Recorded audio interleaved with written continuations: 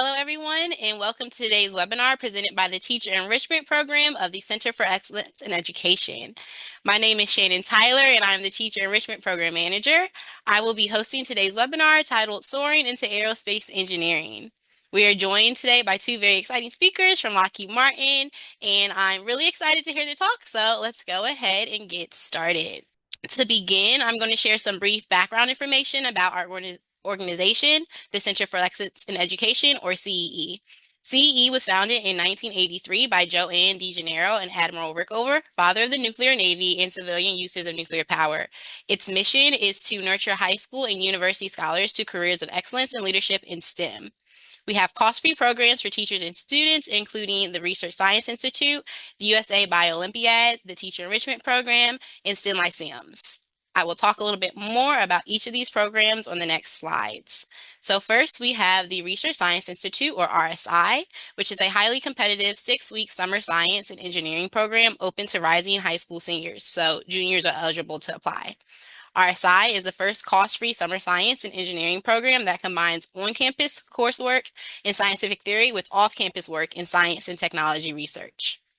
Next, we have the USA Bio-Olympiad, or USABO, which is the premier biology competition for high school students in the United States. It provides the motivation, curricular resources, and skills training to take them beyond their classroom experience to the level of international competitiveness.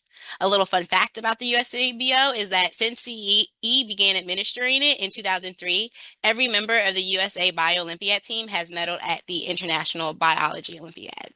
Next, we have the Teacher Enrichment Program, or TEP, which is us here today. It provides the opportunities for middle and high school teachers to connect with leading experts from industry and academia, explore cutting-edge research and development, and make meaningful professional links with direct benefits for you and your students. Last, but certainly not least, we have our newest initiative here at CEE, which is STEM Lyceums. It is a virtual club for high school students to meet once a month to learn about STEM career pathways from leading field experts. Industry professionals share cutting-edge research and offer unique learning experiences like scholarships and internship opportunities for high achievers. To learn more about our programs and opportunities, please visit our website at www.cee.org. Now, I'm very happy to introduce each of our speakers. First, I'm going to introduce Rayon Harris. He is a senior systems engineer / integrator at Lockheed Martin Skunkworks, residing in Southern California. Prior to his experience at Skunkworks, Rayon was an avid member of the University of Central Florida's AIAA student branch, where he obtained his BS and MS in Aerospace Engineering and Engineering Management. As an active member of the American Institute of Aeronautics and Astronautics, AIAA, since 2015, Rayon has engaged in various AIAA activities spanning involvement in student design projects, college executive leadership, task force execution, volunteering, teaching, mentorship, as well as aerospace advocacy in Capitol Hill. When he is not working, Rayon enjoys spending his free time working out, traveling to new places, watching sports, and hanging out with friends and family.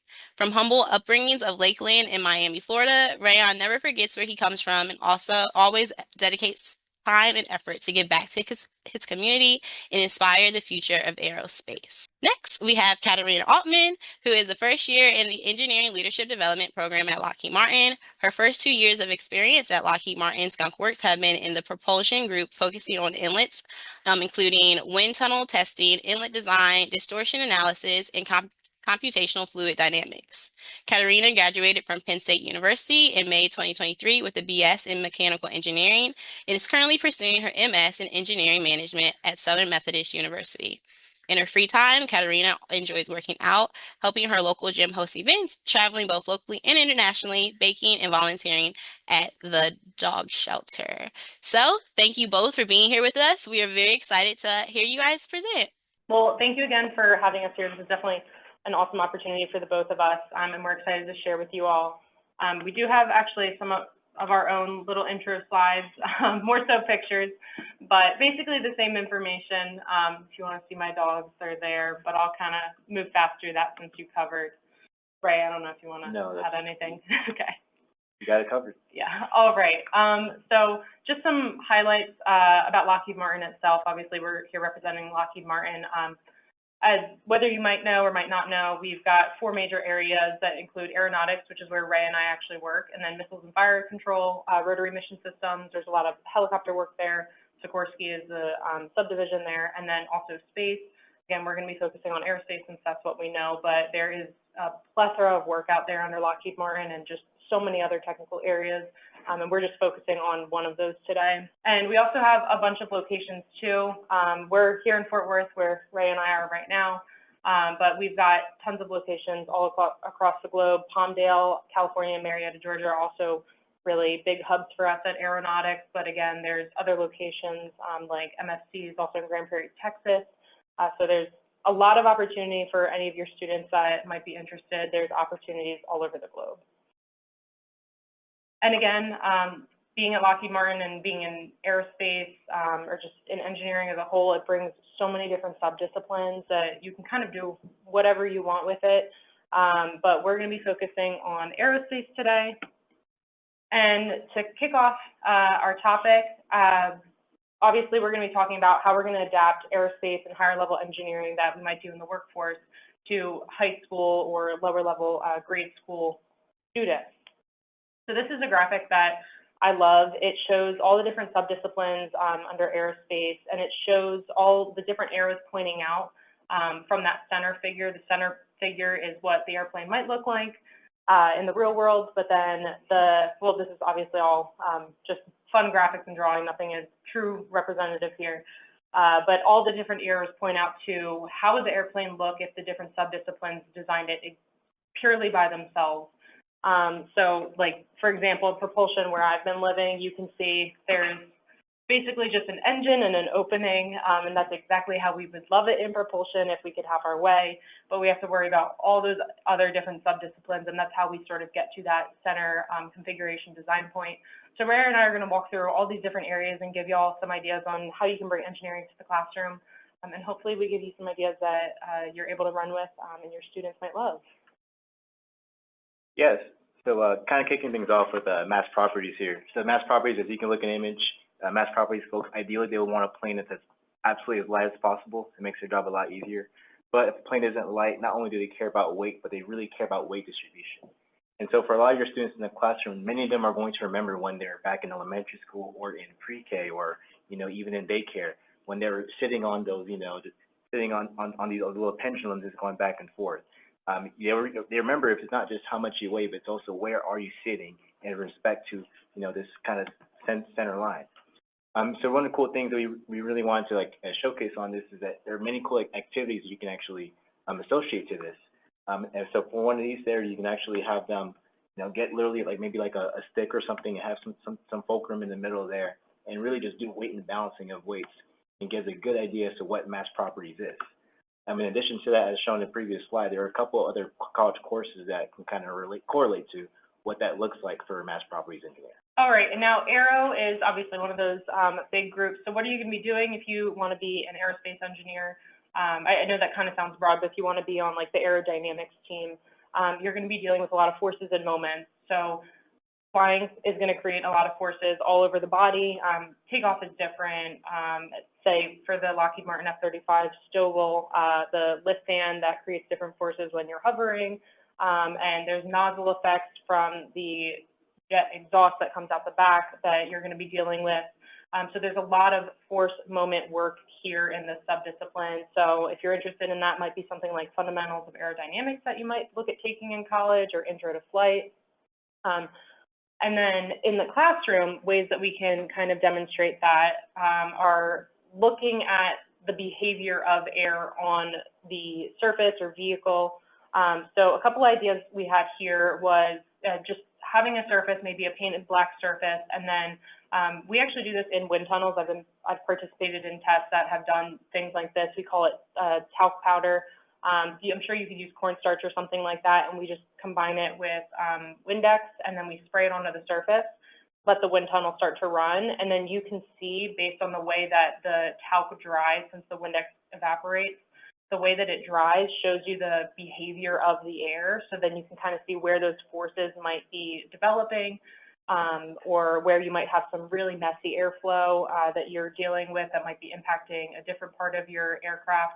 So I think it's a really awesome visualization that, again, I've seen in wind tunnels, and you can do it in the classroom, which I think is totally feasible. Obviously, it might not be the most accurate if you're just using a hair dryer, but it'll show you the behaviors and the basic concepts.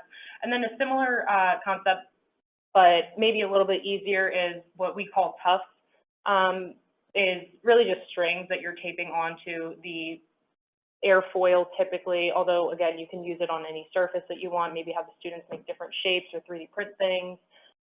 You just tape a little piece of yarn, maybe like an inch long, and then take a slow-mo video on somebody's phone, and then you can play that video and you can see the different behaviors of the pieces of string. So maybe in an area where it's a little more messy airflow, they're going to be flapping around a lot, and then some might almost look as if they're not even moving at all just because the flow is so clean. So lots of cool visualizations that you can do in the classroom here. Now, another one is kind of closely related to aerodynamics is flight controls. So in flight controls, your students might be dealing with setting sequences of control surfaces like ailerons, flaperons, and just figuring out the ways that we're going to change all those surfaces so that way we can get the aircraft to move in the different ways that we want it.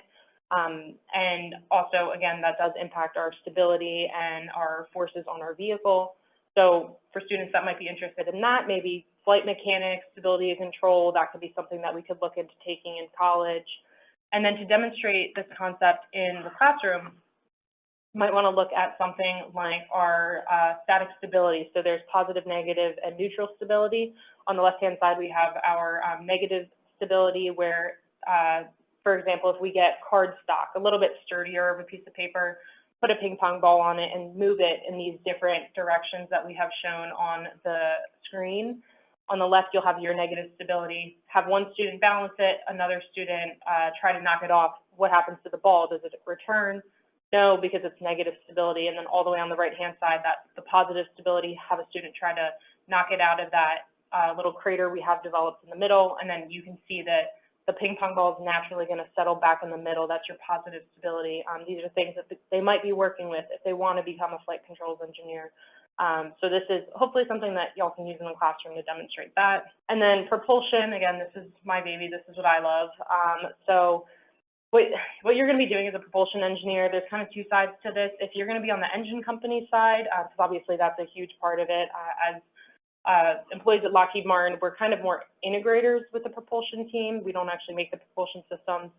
But if you're looking on the engine side, fuel is really expensive. So you have to find a way to make that engine as efficient as you possibly can to be able to get done the missions that you want, whether that is commercial or military application. And then on the integrator side, what we do at Lockheed Martin is we want to know, how are we shaping the airflow to feed it to the engine? So again, if that seems interesting to students, maybe look at taking high-speed aerodynamics, maybe look at taking a propulsion systems course. But again, reminder, at Lockheed Martin, we are a bit more on the integrator side if you don't want to be into the deep, deep weeds of the engines. And then to represent this in the classroom, we have two examples, again, one on the engine side more so and one on the airframe side. So on the engine side, NASA actually has some really great resources, which they have resources on the NASA Interactive Simulations website, not just for engines, but there's just, you could scroll forever on that website finding different things. So it's a great resource in general, but they have an engine simulation where you can change different parts of the engine, like how many turbine stages you might have, your different pressures, temperatures, your nozzle size, your inlet size, and you can see how that affects your engine performance overall. So that's a really awesome tool for students to mess around with. Or maybe making a MATLAB script or something that would obviously be a little bit more involved, and I'm not too sure what degree of coding that students do in school nowadays. But that's one idea more so to understand the engine side. And then on the airframe side, what we actually do in the wind tunnels, I've done this before, is Schlieren, which is this type of density gradient visualization. Basically what we use it for is we want to look at shocks coming off of various parts of the aircraft, and shocks create a change in density of the air. So you're able to see that based on the way that the mirrors and the light are set up. You can see that difference in density, so you can basically see air. So if anybody can pull this off, it is a really cool visualization, and it like gets the point across great. It is fantastic. it is a little bit more difficult to set up, but Instructables, the website, has a demonstration on how to set one up at home. So obviously I've only seen it in like the corporate setting where we have it in the wind tunnel, but it is possible. And you can even do something like opening up a bottle that might have vapor in it, like nail polish remover, and you're going to see that difference in density between the air and the vapor, or using a heat source like a match, again, change in density, and getting the students to be able to see the air and understand this might be something you might do in a wind tunnel in real life. So it's a little more complicated, but hopefully a really cool thing that somebody might be able to pull off to pique your students' interest in propulsion. All right, so kind of expanding a little bit into the macro level, one of the cool things about mission systems is understanding that the aircraft is just a small piece of the puzzle. You know, obviously, a lot of times aircraft are designed to serve a mission. Commercial airliners are designed to carry people from one location to another. They're working with the FAA. You know, they're kind of a lot of times serving as your eyes and ears for where you need to go. And that's kind of really what a lot of the folks in the mission systems would do. So anybody who has, any student who's interested in software engineering, computer systems, aircraft systems, and anything with, you know, especially with AI machine learning coming to play now, these students may be interested in becoming a mission systems engineer in the future. Shifting on over into the next chart now, like if you're looking in the classroom, there are many different ways we can kind of, you know, emulate this in the classroom. For one, a very simple way is to, no kidding, have students, you know, play some of these video games in the classroom, or maybe at home. And another activity which would be a little bit kind of fun is, as I mentioned, somebody serving as eyes and ears is, you know, a cool little demo where you have students break into groups where you have one student is literally, they keep their eyes blindfolded, and their job is to, head over to some sort of desired, endpoint. But because they can't see, obviously, they need to work with other folks in their team to actually help them navigate, and walk around obstacles. This happens a lot in the commercial industry. If you're flying through a hurricane, you're flying at night, a lot of times pilots literally cannot see where they're going. They're working with their teams around and all these different components and systems to make sure they're ended up where they want to go. All right, and then the next one is armament. Obviously, we want to keep this classroom friendly, but where we work, maybe not so much, but the concepts are still able to be transferred. So when you think about maybe a student who might be into firefighting, but also engineering, and maybe they want to help design the next firefighting airplane. So there's definitely applications of where you're deploying something, you're transferring something from A to B, or you might be deploying it halfway through, or maybe just taking it from A to B. Those concepts with like firefighting, pesticide dispersion, these things still totally apply. So maybe students could take control systems and dynamics courses, mechanics of materials, dynamics and kinematics, understanding the deployment of certain objects.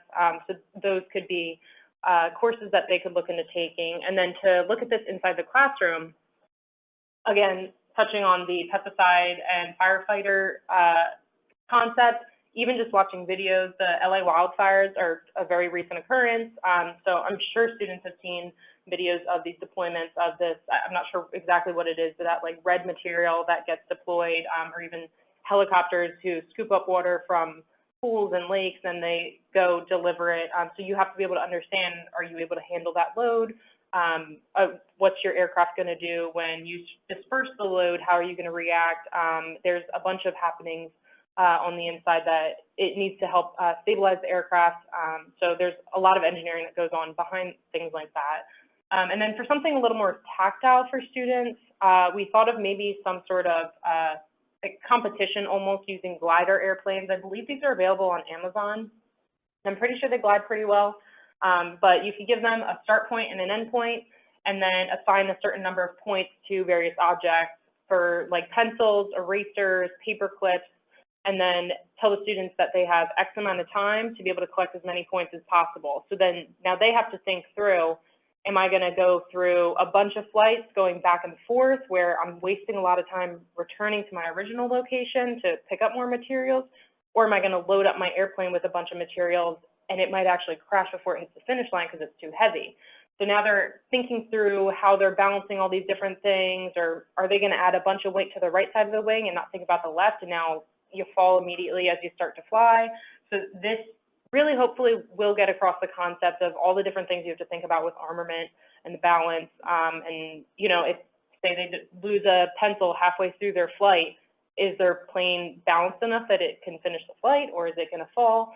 So hopefully that gets across the idea, and it's a fun concept to mess with for the students. And again, I think those planes are available on Amazon. Now, when you think of sustainment now, sustainment, of course, as you mentioned, it's making an aircraft. Once it's delivered, it's not really where it ends, right? A lot of the aircraft that people fly for commercially, or some of the aircraft that we have, for military, you name it, they're operational for 20, 30 plus years, but they're not just operating for 20 plus years for no reason. Anybody who has a really nice car for over 5 to 10 years understand it. They require maintenance. And the sustainment is a really cool way to understand, how do we not only make sure the plane can be maintained, early and often, but also maybe the type of materials that you're adding to it are able to help it kind of, have that super long life. And this is a really fun thing that Kat and I were brainstorming for what's a cool, in the classroom activity, and kind of really bringing things back to, maybe when we were in elementary school or pre-K. Y'all remember we made those little plants that we kind of hung them at the side of the window, and you water, you name it. A cool way to kind of think about sustainment is, certain plants, maybe you can have some students water their plants, add the proper, pesticides, and you name it, as often as a plant is required, but maybe have some students maybe not water it at all, or maybe, not have it in sunlight. And as you look at it over the next few weeks, you can actually see some plants are a lot healthier than others do. You can kind of use that as a nice analogy for how a lot of aircraft are sustained in the long run. Some aircraft are able to perform better and last a lot longer because, they are sustained in a proper way. And another concept with that too is our aircraft that we maintain properly are able to deal with damage better. Again, kind of like the car thing, if you're keeping up with your car, if you get in a little fender bender, it's going to handle it a little bit better than somebody who just doesn't care about their car, is always getting it damaged, not getting it fixed. So maybe even at the end of this experiment, all the students have their different types of plants. Some of them are healthy because they've been maintained properly, some of them aren't. And then maybe you add a tablespoon of vinegar or nail polish remover, something that's going to be toxic to the plant, and see how it handles it. Do the healthier plants last longer? Do they survive better with this damage that's been delivered? And again, that concept plays across everything. Any product you might make, if it sustains damage, if it's being maintained, it's going to handle it better than items that haven't been maintained well. All right, and then Oh yeah, exactly so right. no, that's right. And so when you think of LO stands for low observable. It sounds exactly like what it is. It's, for a lot of times aircraft, no, they're not invisible. It's not like Harry Potter with the invisible cloak or anything, but a lot of the aircraft that Lockheed and a lot of companies design is where aircrafts, it's very hard for them to be tracked through radar. Pretty much a radar is shot at the aircraft, and when it comes back, instead of you seeing that it's an aircraft the size of how many hundreds of feet, it may come back to something the size of a super small, like bee or something. And so that's a really cool way to showcase that. And in its own weird way, it is serving as a camouflage, meaning if you look in the sky, you obviously can't see it.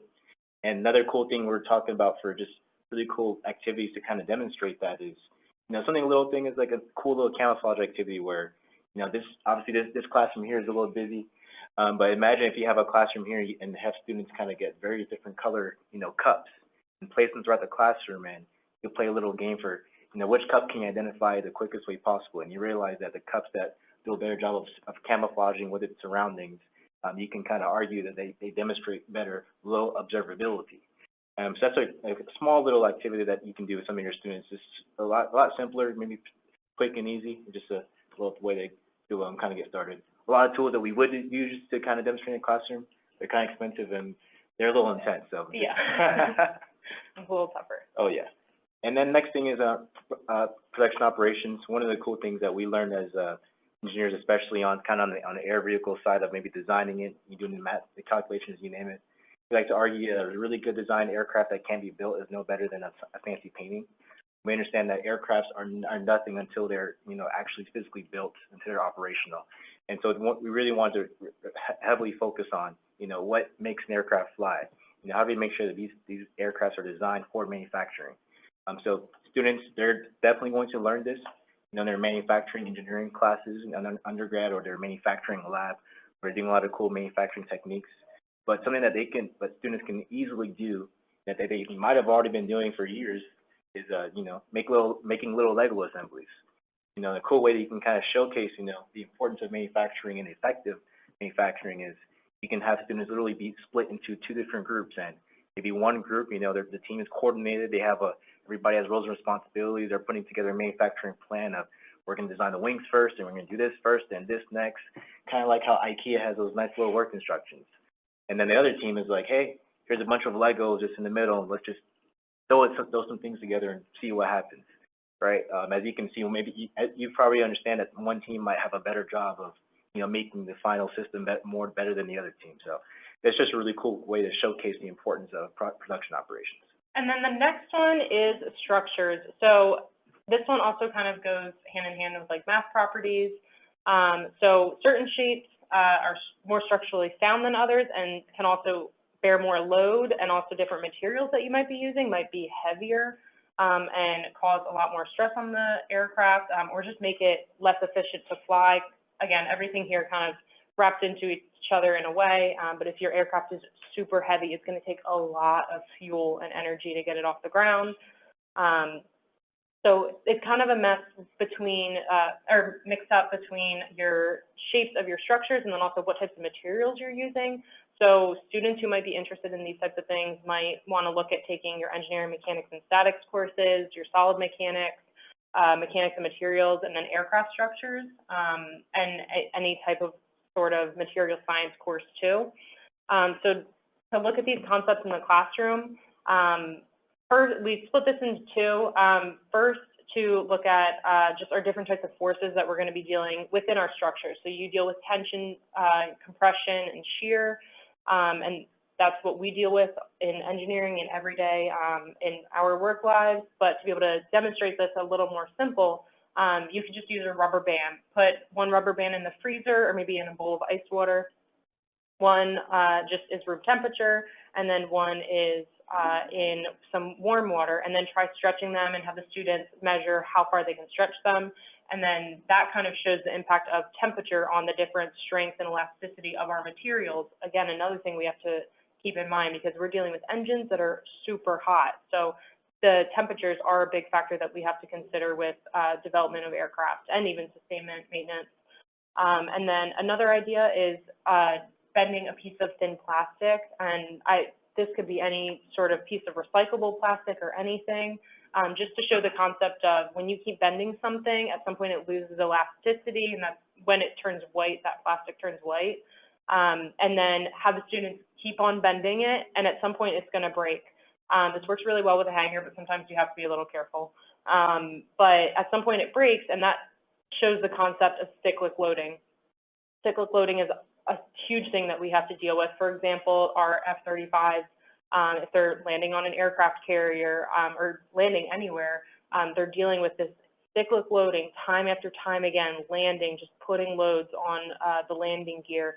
And you have to choose a material that's able to withstand that, but also that's not so heavy that you're going to just weigh your aircraft down. So those are the types of things that students might be dealing with in the real world, and hopefully this gets across the concept in the classroom.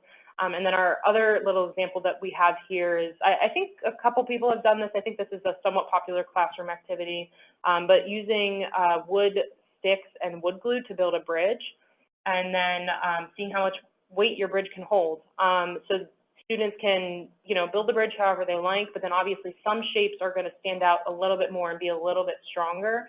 And this might be maybe something you teach the students about beforehand, or maybe wait for them to figure it out and then teach it to them afterwards. But again, certain shapes are going to be stronger than others, certain thicknesses, and this will kind of teach them that does make a difference. You can't just put some popsicle sticks together and all of them are going to hold the same weight. It really matters the way that you align things, how thick they are, the direction they're going. So hopefully that is also a cool example to show that concept.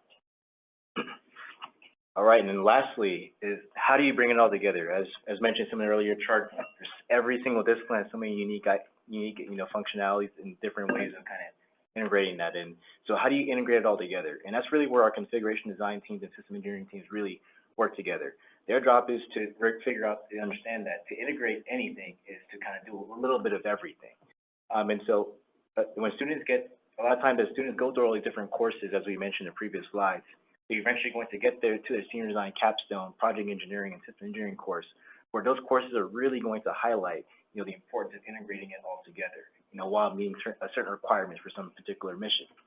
In addition to that, Two is for these capstone projects, sometimes they're going to be designed to say, hey, can you now make us a system and then demonstrate that you understand every single concept for that? And that's exactly what you can see in this image here. And in the classroom, there's something that's kind of funny that the students can actually do is, it's, as mentioned earlier, it's a little bit of everything here. Something that these students can actually do is they can participate in a year-round project called AAA Design Build Fly, where in Design Build Fly, it's a year-round project where students really get the chance to design an aircraft, build it, and then literally fly it. And so covering so many different functions in one, as mentioned. You know, for system engineering, you got to understand, you know, what are requirements? How big or small does this thing need to be? What does it need to do? You know, understanding, you know, conceptual design, you know, all the calculations that it needs to do, what kind of mission it needs to perform. And of course, as Kat mentioned earlier, some of the structure materials, how do we make sure it's strong enough to do these certain missions, but also be, you know, as light as possible, because fuel takes money, costs money, you name it. And of course, in manufacturing, how do we make sure that there's a manufacturing plan designed to where this thing can be designed and built to be on schedule and under budget? And of course, finally, testing it. How do we make sure this thing actually flies? And so this is one of the cool things that a lot of colleges and universities are already participating in. But one of the things that we've been doing at Lockheed Martin Aeronautics, especially in the last couple of years, is that we've kind of showcased that you don't have to wait till you get to college to do something like this.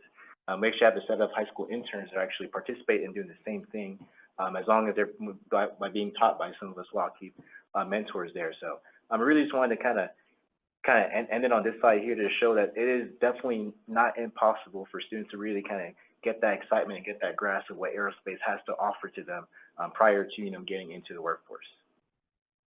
Right, and then that's all that we had. We just wanted to walk through all the subdisciplines, and obviously we just threw a ton at y'all, so I think it's fine if we share these slides. That's why there were a lot of words on the slides. We wanted to make sure that it was something that y'all could dig through, since we did go through details of setting things up or how we really thought through our ideas with the different activities. So we'll definitely share it out with Shannon. I guess we'll share it with you and you can distribute it. But yeah, we're open to any questions if y'all have any. Thank you so much to both of you for the fantastic presentation. I really enjoyed seeing the different science activities that you guys came up with to demonstrate each part of aeronautics. It was really cool, and I think really useful to the teachers in attendance. So with that, we will open the floor to questions. So if you have any, feel free to put them in the Q&A and we will go through them.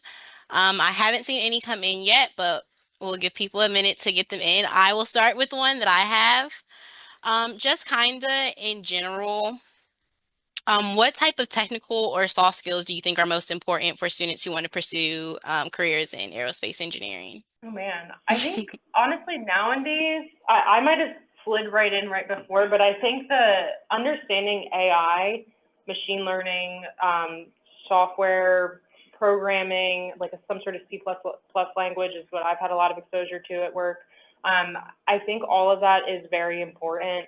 And I know in the defense industry, I think we're a little bit slower to get on the AI train just because of all the hoops that we have to jump through with everything. But you can definitely tell it is something that is at the forefront of everything now. So I think they're starting to teach things like that in school now. So definitely skills like that, I would say, are important. And then on the soft skills side, I would say building the skill to network, because networking is a skill. And that's just going to help students take their career as far as they want it. It literally opens up the ceiling. So being comfortable going up to a stranger and just starting a conversation is something that is super important, and it's so looked over, especially for us who are into engineering. So I would definitely say those two are my big ones.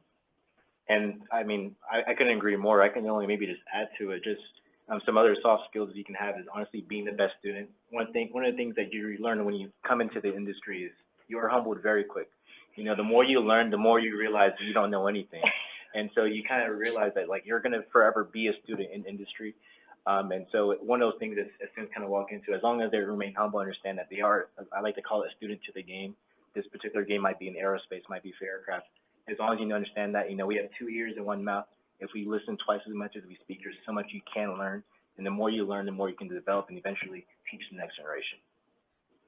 Thank you both for that. I couldn't agree more. We did have a question come in. It says, really cool ideas. I'm curious to learn more about the AIAA design build fly.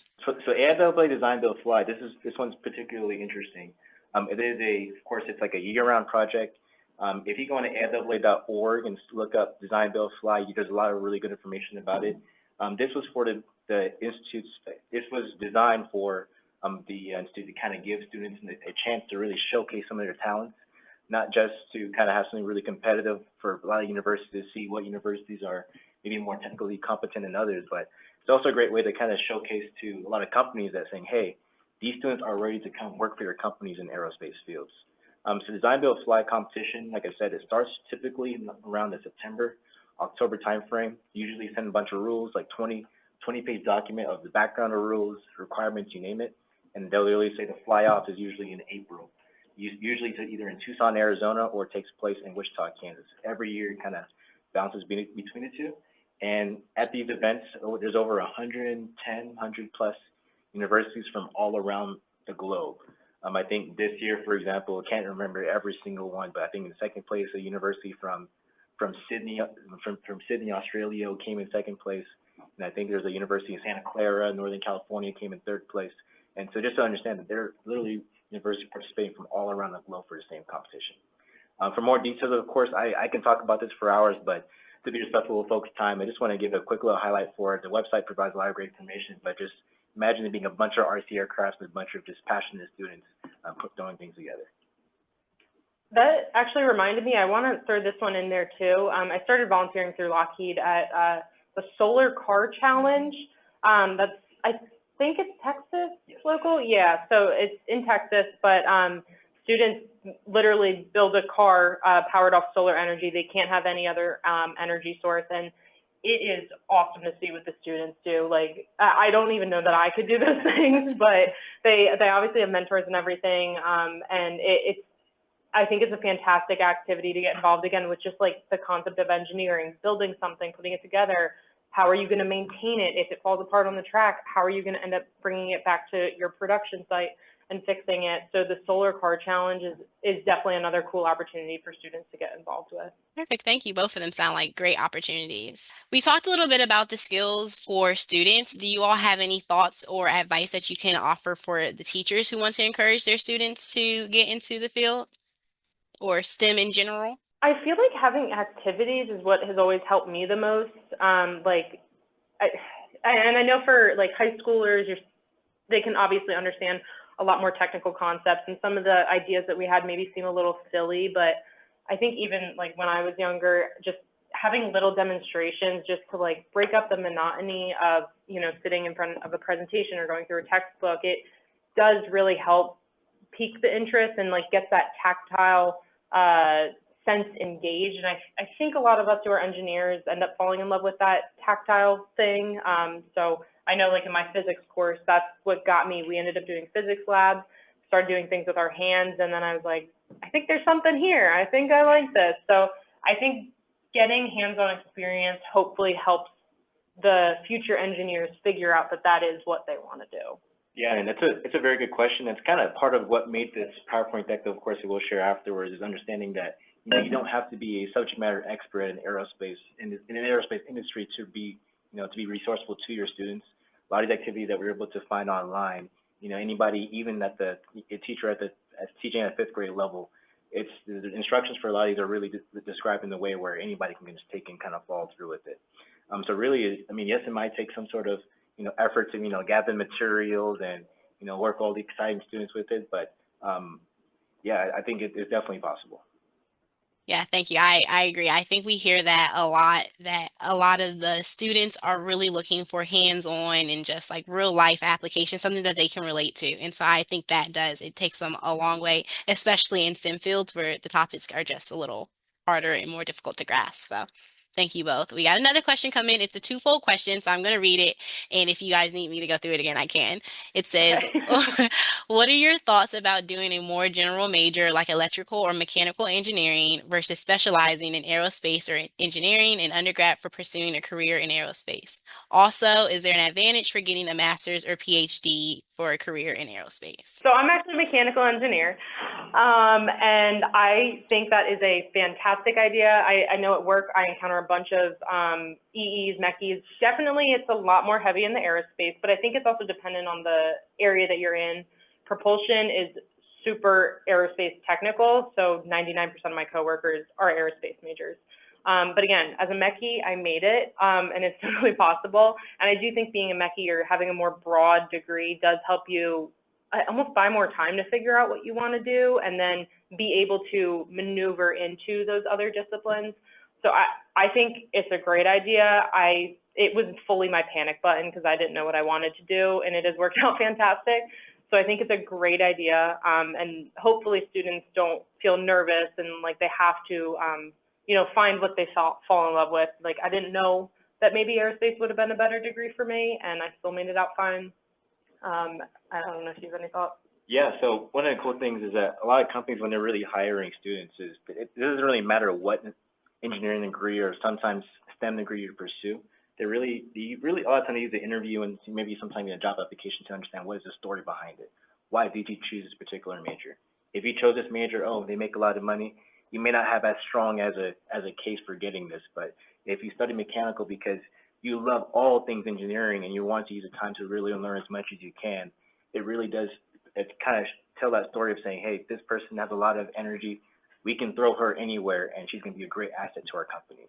And so it's not necessarily about like what you study, but it's kind of, you know, what is the reason behind it, I guess. And even for electrical, there's nothing wrong with studying electrical engineering. As you understand, all aircraft still require a lot of electrical components. I mean, every moving system a lot of times requires electricity, probably now more than ever. So definitely, as shown in earlier charts there, like we need our electrical engineers. We desperately do it. So there's nothing wrong with doing EE.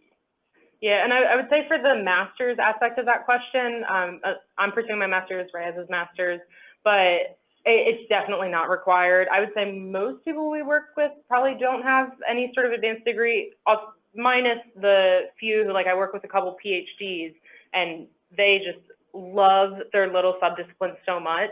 But you have to want to go back to school, I would say. I don't think it's a good idea personally to go back to school because you feel like you should.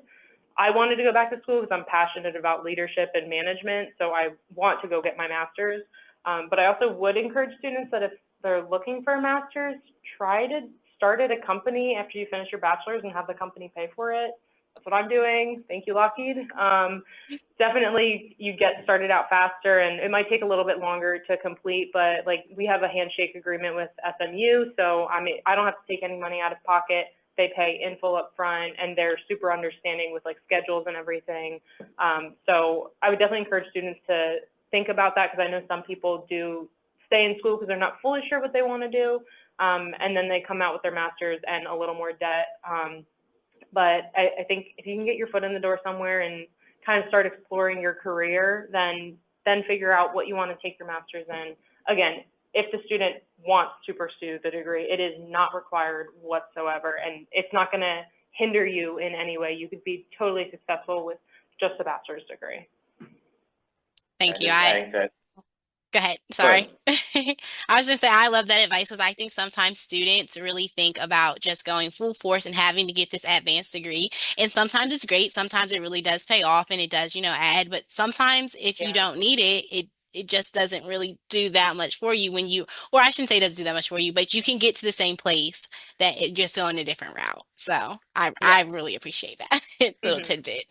No, yeah, and the last thing I'll add, like as she mentioned, it has to have a purpose. I mean, understanding what your career goals are. You know, if you want to go in industry and become a professor one day, maybe a PhD does sound like a good route. But if you don't really know what your goals are in the future, what you want to be when you want to grow up, you just do it. A lot of times, we know some folks at Lockheed as well who got their master's or got their PhD and they realize they don't use it, and now they're over here telling us that, hey, don't get your master's if you absolutely don't want to get your master's. You're going to use it. So. That's just another food for thought. I was also given the advice to, if you're going to start at a company and then get your master's through a company, do it within your first year or start right after your first year, because after that, you're going to forget how to learn in the classroom setting, and you're not going to want to, especially, I mean, obviously these are younger students, but, you know, life starts happening. You get a dog, you buy a house, you get married, like all these things start to happen, and you don't really want to study on the weekends. So the sooner you can get to it, the better. Perfect. I love all of that. I don't see any more questions coming in, but thank you for those that did send in questions. If you have any more, we have a few more minutes. I'll ask one more to kind of wrap us up, and if they come in, they come in. But so I did you guys bio, but can you all tell us just a little bit more about your individual journey into aerospace or engineering in general? And then were there any pivotal moments or decisions that really helped shape your career? Yeah, sure. Yeah, so for me, it's interesting. This is a very good question. For me, I knew I wanted to be an engineer probably by the time I was a very early age. I think I was 11 or 12.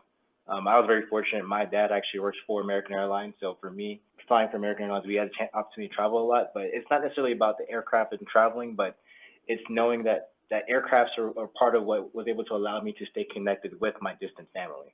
You know, for a lot of times, we have family all throughout the country, and most families don't have that opportunity to see each other, you know, once a month or as often as they can. And for me, understanding that, you know, it is an aircraft that's been able to give us the opportunity to do so, made me really take a lot of appreciation for, you know, this amazing machine.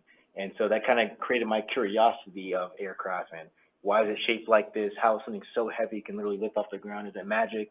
You know, is it money? Who knows, right? I still don't know. Just kidding. But there's a lot of cool things there. And then for me, I always loved arts and crafts. So for me, actually on the side, I do a lot of painting, you name it. And math is always super cool. And one day it kind of clicked where if I put arts, my love for travel and, you know, and math together, then boom, you have aerospace engineering. And so it was pretty set in stone very early for me there. And that's kind of how I got to where I was. And so for me, like, I never feel like I'm working a day in my life because I'm literally, you know, pursuing my dream job. And my job is my hobby, or my hobby is my job, however you want to look at it. So. Yeah, for me, it definitely was not as straightforward. I've always loved being tactile with things, like always building little sets and stuff with my dad, and then, you know, trying to help with home projects. So I always knew I liked, again, like that textile engineering sort of thing. And then I had a physics professor in high school. He was my senior year physics professor. And he was, or I guess, yeah, he was one of those people that, like, he kind of changed my trajectory. So that was like one aim point for me. He helped me fall in love with physics. He just loved physics so much that it made it so fascinating to me. So I actually went into college as a physics major, and then they told me I had to do quantum mechanics, and I was like, thanks, but no thanks. I realized I like things that are on the ground and physical. So that's kind of how I ended up in mechanical engineering, because I didn't know much about aerospace. I wasn't really involved. And I knew EE was not going to be for me because I can't see electricity. So I ended up in mechanical engineering. And then I actually was so persistent, I wanted to work at Lockheed Martin because I just feel like the mission's cool, and I'm pretty, you know, proud of our military here in the United States. And I'm not built to serve, but hopefully I can do my part to keep the men and women safe. So I basically forced myself into my job here by getting my name in every avenue, applying a bajillion and one times.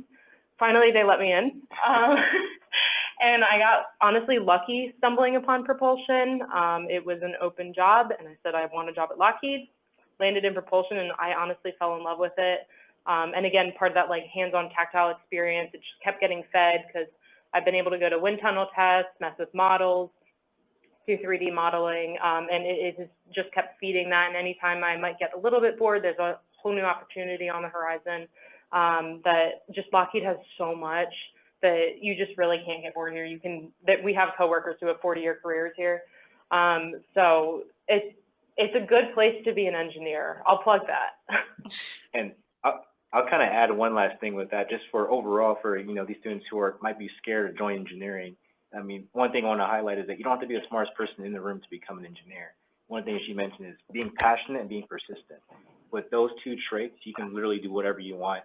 I personally started in college with probably the lowest level of math you can, but I was very ignorant, not ignorant, but I told myself, I was like, no, I'm going to become an engineer regardless of how long it takes, what class I have to take. Did it take a little bit more tutoring and studying? Yes. For some students, it's come natural to them, but I understood that, you know, as long as you're persistent, you're passionate, and you really kind of have that goal, it will happen eventually. You just can't put that time block or, you know, put that time that says, hey, it has to happen by this particular time. So thank you for highlighting the importance of being persistent when you want to do what you want to do. So.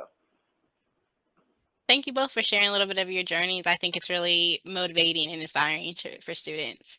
We did get one more question come in that I'm going to squeeze in because I had it myself, but I wasn't going to ask it, so I'm happy someone else did. It says, what does a day in the life look like for an engineer at Lockheed or any aerospace company in general? What's your favorite and least favorite part of the job? Yeah, I would say I've lots of emails. It's corporate world, lots of emails, but lots of like I come in the morning, help shape a model. Right now, I'm changing up a model for a team that they just want to change the look of it because there's certain parts that they don't care about for their analysis. So it's back and forth between my coworker Grant and I about every hour, like, hey, I just changed up this. Is that good? And he's like, yeah, or maybe no. He comes by my desk.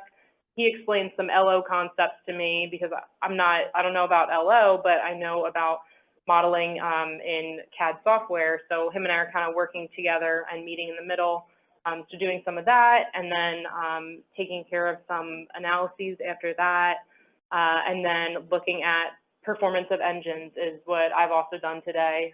So literally analyzing if you put in these conditions for the flight, then how does your engine perform? And then sending those off to another team who's going to use that performance. And now they want to see what happens thermally. So lots of collaboration across lines. And a lot of the time I feel like I find myself like meeting in the middle saying like, I know this part and I can help here, but I don't know your part. So you're going to meet me in the middle. And then we're going to communicate about what we need to do. We're going to go off, do what we need to do, and then come back again. So it's a lot of teamwork.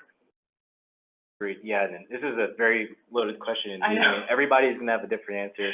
Kind of at a high level for myself, I mean, we support advanced development programs, so best way to really kind of highlight is that we're making, the aircrafts of the future. And a lot of times to make the aircrafts of the future requires some of the tools of the future. So just like how you look at any other industry, a lot of things are moving digital.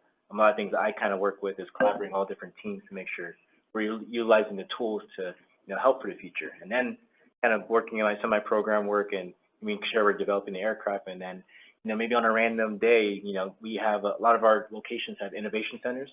Remember, as engineers, we like to tinker. We still play with toys. We still 3D print, you name it.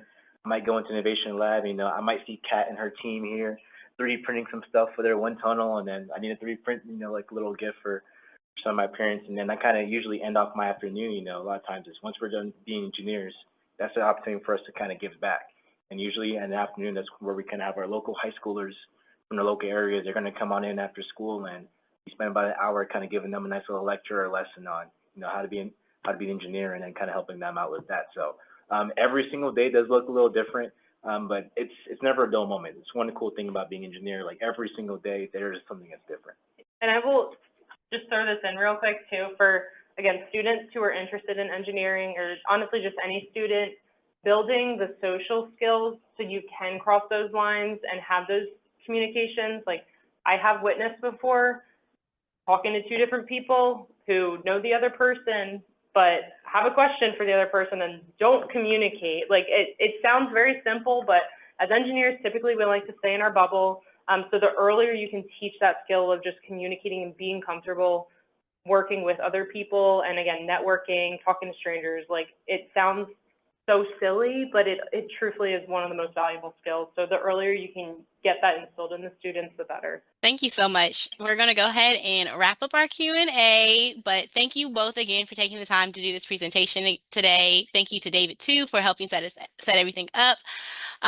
We also would like to thank our sponsors for supporting us and making these cost-free webinars possible for you all. Last but not least, thank you to everyone in attendance today. We hope you enjoyed it.